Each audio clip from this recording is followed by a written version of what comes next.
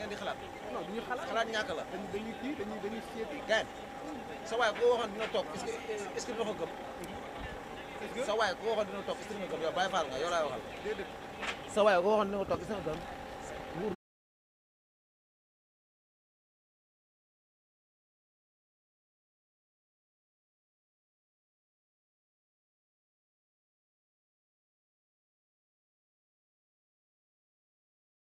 Eh ouais, mais attendez 2 minutes. C'est bon, il me marquait. Allez, merci. Écoutez, nous étions plusieurs avocats à nous constituer. Il y en avait beaucoup, machallah. Mes excellents confrères, Maître Elhaj Amadou Sall, qui est le plus ancien, Maître Elhaj Diouf, Maître Mohamedou Moustapha Dieng, Maître Ali Sow, Maître Aline Badara Fall, Maître Pape Sen, que je remercie au passage. Je salue la qualité de leur travail, leur brillante plaidoirie qu'ils ont eu à faire tout à l'heure en marge de cette audience. Nous avons fini avec les plaidoiries. Après le réquisitoire du procureur de la République, à l'issue de notre plaidoirie, le tribunal a renvoyé l'affaire. Elle a mis l'affaire en délibéré pour le jugement être rendu le 9 juillet. C'est-à-dire le mercredi prochain, Inch'Allah, le tribunal va donner son verdict, rendra sa décision.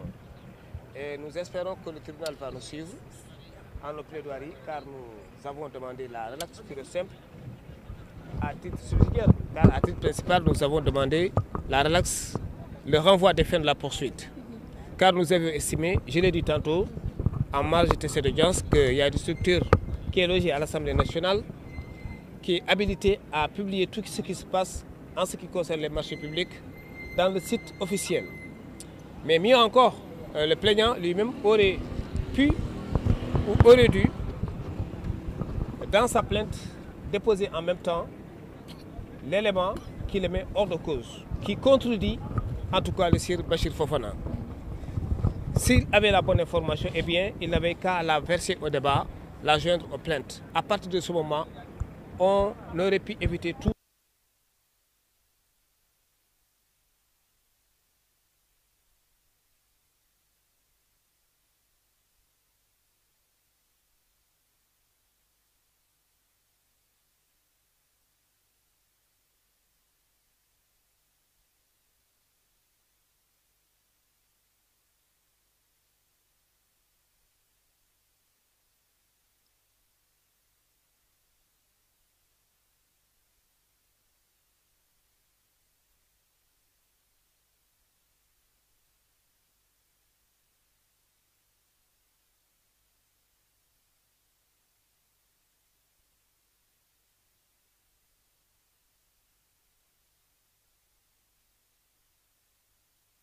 Dreyfus, eh bien, on a eu à parler de fausses informations, de diffusion de fausses informations.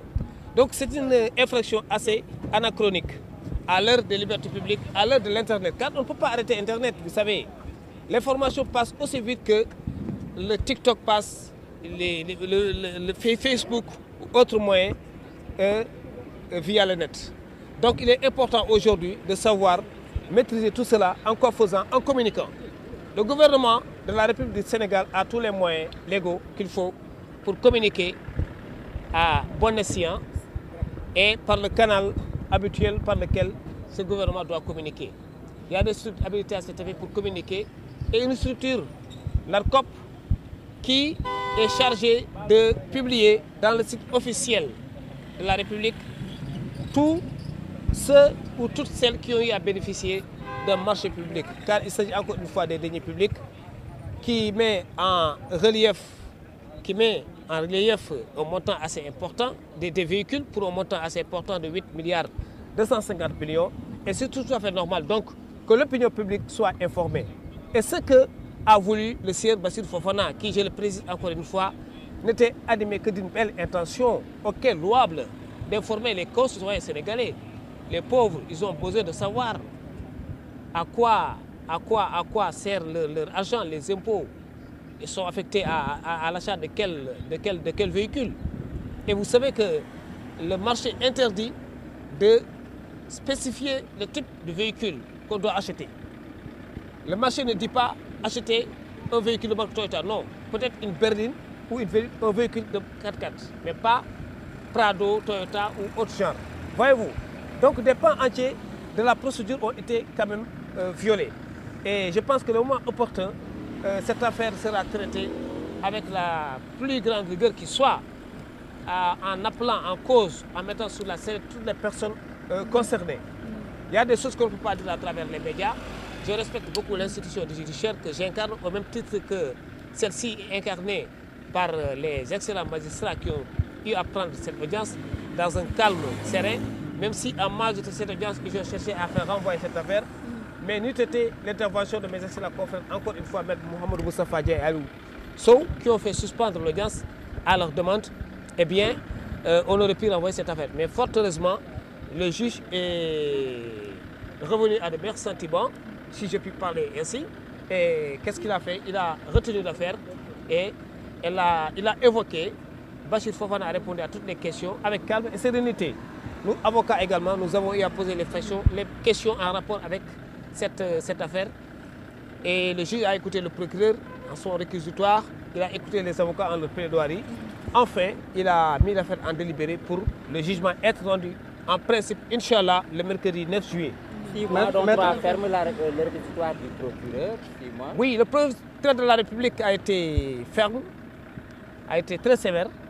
On a dénoncé le pouvoir aujourd'hui qu'a le procureur de la République d'envoyer en prison pour une peine dont le maximum est fixé à 3 ans ou 2 ans.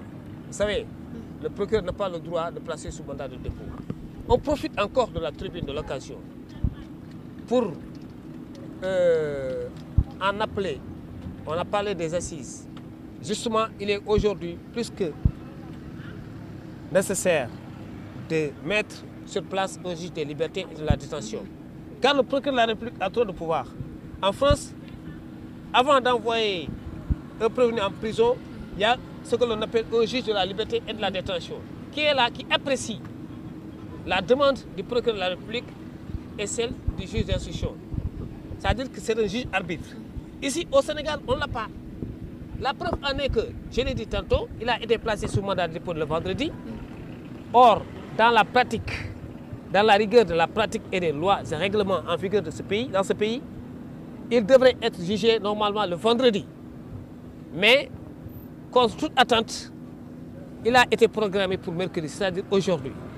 Cela veut dire quoi? Cela veut dire que lorsqu'une personne est arrêtée aujourd'hui, disons, elle doit être jugée le vendredi. Il ne doit pas être jugé au-delà. S'il y a des audiences qui se tiennent normalement, malgré la grève des greffiers, il y a des audiences qui se tiennent. Il y a des affaires pour lesquelles les personnes sont en détention pour des chefs d'offres de cession de drogue, de trafic de drogue, d'abus de confiance ou des dossiers dans lesquels il n'y a pas d'enjeu. Car le souci des plaignants pour renvoyer, pour demander le renvoi, ou des juges même et les avocats de renvoyer leur affaire, c'est que lorsque un particulier doit à un autre particulier de l'argent, pour recouvrir cet argent, il faut le jugement. Et le jugement, c'est les greffiers qui les délivrent. Mais pour des cas pour lesquels il y a des histoires de chambre indien et de diffamation, je ne pense pas qu'il y ait lieu de renvoyer des dossiers ou bien même de prolonger des délibérés, comme ce qui est le cas en l'espèce. Car aujourd'hui, le délibéré de Sir Moustapha Diaté devrait être vidé, mais il a été prolongé pour cause de grève des greffiers. Or, nous estimons que ce n'aurait pas pu être le cas, on n'en avait pas besoin, car, je l'ai dit tantôt, c'est pour les besoins de l'exécution d'une décision de justice qui met en jeu des intérêts, de l'argent, une créance à recouvrer, abus de confiance, escroquerie. Mais pour certaines infractions, les audiences se tiennent normalement et le juge statue sur siège. Et il accède aux demandes de liberté provisoire formulées par les avocats de la défense. Tout à l'heure, on l'a fait, le procureur s'est opposé. Eh bien, évidemment, on est revenu sur la demande qu'on a retirée. Voyez-vous donc le procureur de la République, les pouvoirs qu'il a aujourd'hui, et qu'il est important qu'on les revoie. Car les régimes passent, les hommes passent, mais l'état de droit va rester. Et il est important de penser aux générations futures. Il est important de penser à l'opinion publique et internationale. Car tout ce qui se passe en marge de cette audience sera noté, su par la Cour pénale par, j'allais dire, l'organisme, l'ONU, l'Organisation des Nations Humaines. Parce qu'il y a le Comité sénégalais des droits de l'homme qui rend compte de ce qui se passe au Sénégal. Or, en matière de diffamation ou de diffusion de fausses nouvelles, d'habitude, il n'y a pas de condamnation sévère, de peine de prison, surtout pour un journaliste. Vous savez, il faut qu'on fasse montre d'un sens élevé de la politique pénale. La philosophie du droit, ce n'est pas d'amener en prison des personnes qui sont utiles à leur société, comme des journalistes, un père de famille. Je pense que cette personne peut bénéficier d'une liberté provisoire. Et pour certaines infractions, justement, les traduire par devant le tribunal correctionnel par la voie de la citation directe. Ce qui est le cas. Ce qui se faisait en tout cas avant, bien avant. Pour ce qui est des diffamations et de la diffusion de fausses nouvelles, on a tendance à les traduire par devant le juge des flagrants, le tribunal correctionnel de simple police. Car on estime qu'une diffamation, quand même, c'est beaucoup plus sérieux. Ça peut concerner une information qu'on a tendance à donner pour susciter un trouble à l'ordre public, ou en tout cas donner une information qui est de nature à jeter des discrédits sur les institutions. Ce n'est pas le cas en l'espèce. Ou bien des informations de nature à stigmatiser une ethnie X ou Y donnée. Ce n'est pas le cas en l'espèce. Il s'agit d'un journaliste dans l'exercice de ses fonctions, encore une fois, s'il en est besoin de le repréciser, qui a la bonne intention et la belle intention d'informer le public sénégalais. Et le public a le droit d'être informé. Et je pense que l'institution parlementaire est bien représentée par son président qui a porté plainte en sa qualité de président de l'Assemblée nationale, je précise, mais en sa qualité d'homme politique, aurait dû ou aurait pu, encore une fois, tout simplement démentir cette information, en quoi faisant, en publiant tout ce qui a été fait, même si le marché est restreint. Du moment que le marché est restreint, voyez-vous, il a les coups de franche pour faire contracter une personne qu'il estime présenter, en tout cas, toutes les conditions, remplir toutes les conditions pour pouvoir gagner ce marché. Je vous remercie.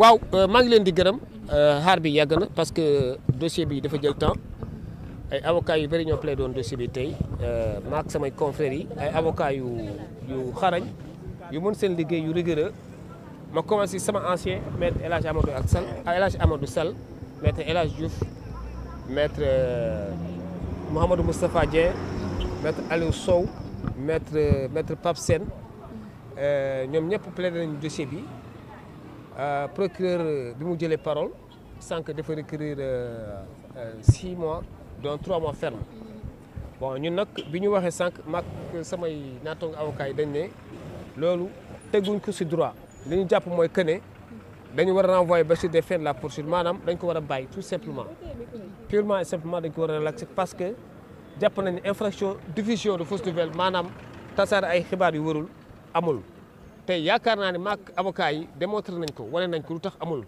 parce que dañ ne loolu foog mu am il faut que aussi nit kii topp naan diw dafa joxe ay xibaar yu warul nga indi yow la bonne information au moins mais indi woo ko te moom si ay source la ko jëlee yéen a ma gën a xam ay journaliste ngeen journaliste si source lay wéyee te du revers de source am loolu la def te intention journaliste bépp journaliste bu conscient bu am sens valeur républicaine li ko yitteel rek mooy joxe la bonne information te yaakaar naa loolu la def te loolu la yaakaaroon mu ne bu dul Cheikh Gueye rek beneen Cheikh bi la à partir de ce moment je pense que assemblée am nañ benn structure bu fa nekk ARCOP moom mooy publier ci site bi lépp lu mën a xew concernant les marchés loolu bu ñu ko defoon je pense que lii yëpp mënoon na ñàkk voilà léegi nag ñu ngi yaakaar que ne tribunal dina ko bàyyi le mercredi incha allah 9 juillet mooy datu délibéré bi.